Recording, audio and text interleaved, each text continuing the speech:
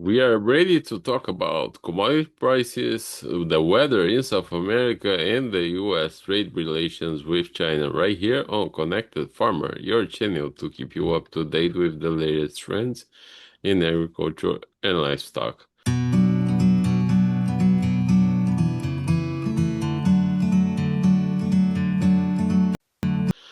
So, Jerry, we didn't record our video last week because you were traveling in Iowa, and you can give us some information about that, about the fields. But the main thing that happened last week is that there were significant purchases by China of U.S. soybeans, but we are still far away from the 12 million metric tons. But we have progressed with around 2 million metric tons so far. Exactly, exactly. Uh, they they maybe got a million or so before the crop report, and then they had some pretty good purchases. It didn't seem to startle the futures prices. They kind of peaked out there ahead of the uh, November crop report there, primarily because our crop report numbers didn't see much of a significant decline, and that is an interesting situation here.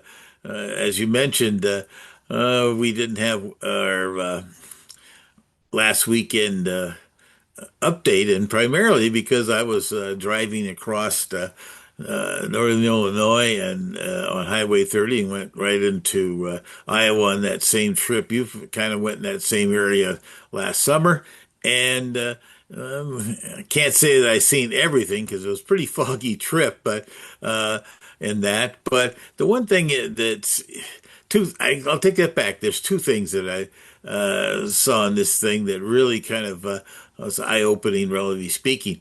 As I drive along and you go through these towns and there's elevators there and things like that. When you have a big crop year, you have a lot of corn that's now stored on the ground at these elevators and big piles and things like that. I think I saw one elevator that had one of those things going. I'm not sure it was 100% full because it had kind of a cover over it and that. And the other interesting thing that I saw was that the farm work, because of the conditions we've had here late October through first half of November, and that when it was, still kind of positive out there. A lot of field work was done, a lot of disking, lots of corn stalks turned over in that along the way. So twofold here.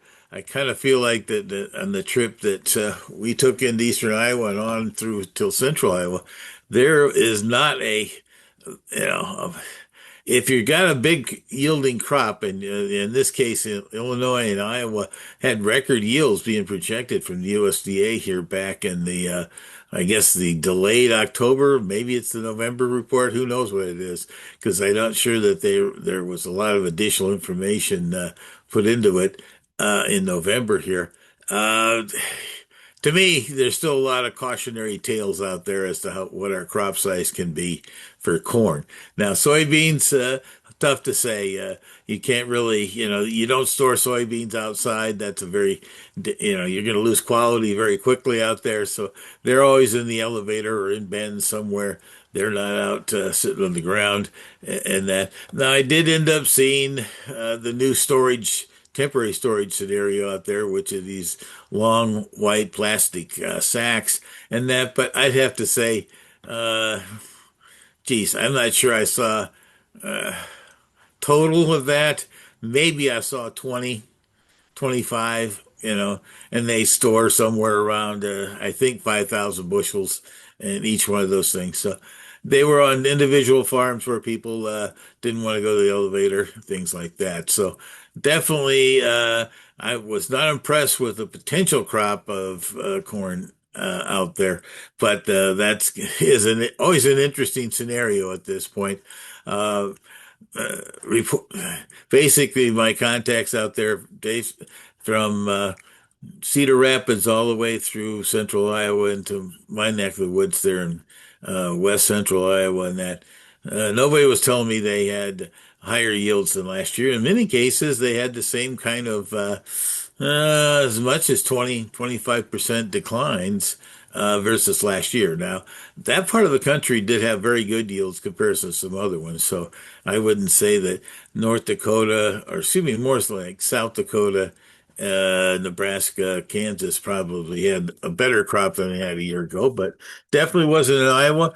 And I think there's the same situation in many areas of Illinois and Indiana, but it was not uh, indicated in our crop report here in November. I guess we're going to see. Uh, uh, right now, I've not heard of any additional information being put out by the USDA in the December report, so we're going to have to wait to January again to figure out what kind of crop we had in 2025. Yeah, so this week and or over the past week, I'm not sure. We have the tariffs from the Brazilian products cut off by President Trump, but I think it's more impactful what's happening in terms of weather down there in South America when we speak about corn and soy. Definitely. The weather in Argentina continues to be very timely, very appropriate, things like that. Uh, one thing that you brought up earlier here in our and that was that the Argentinians wheat crop is very good, one of the best ever down there, approaching 25 million metric tons.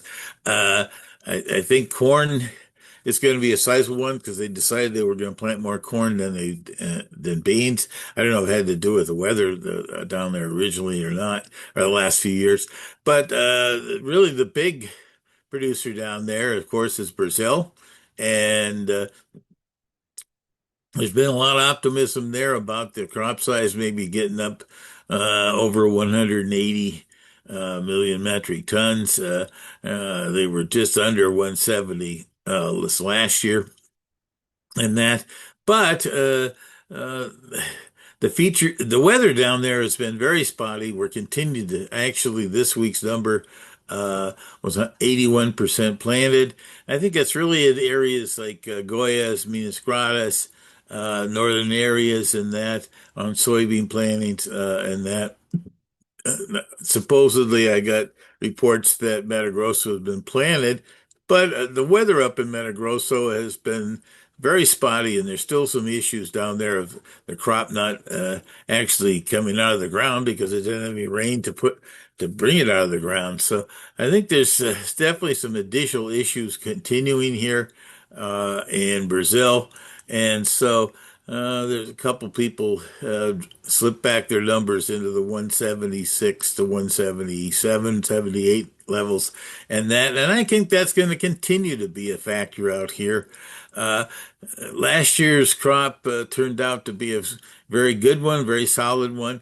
Uh, Brazil and really in general, South America doesn't tend to have a great crop 2 years in a row down there. So we'll see. Maybe I'm just an old school guy that thinks that things don't always work out the same way every year.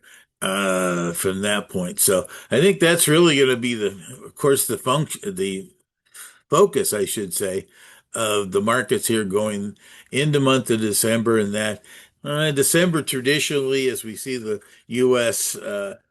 Export operations really kind of grind to a halt here north of St. Louis on the Mississippi River, Missouri scenarios there. Things in the upper parts of Illinois can continue to provide some stuff along with the Ohio that goes down there, and there will be continued to be some exports. We've had some excellent exports that are starting to show up here from earlier this fall that's been reported. We still are going to end up getting these things continuing all the way to the first of the year before we get ourselves completely caught up, which is going to be painful. But in general here, the with the northern shipping scenarios than that. There's been, I think, a real rush, and particularly in corn, there's been some really good movement here because prices are inexpensive. The buyers around the world are looking at it right now and say this is the time to get a little further ahead and get some of the supply on their side of the ocean and not here in the U.S. And I think that's been helpful in stabilizing. I think though that we're going to continue to need some issues in South America. And to some extent, what might happen in the Black Sea. There's President Trump and just keeps pushing to try to get a peace accord there between Ukraine and Russia.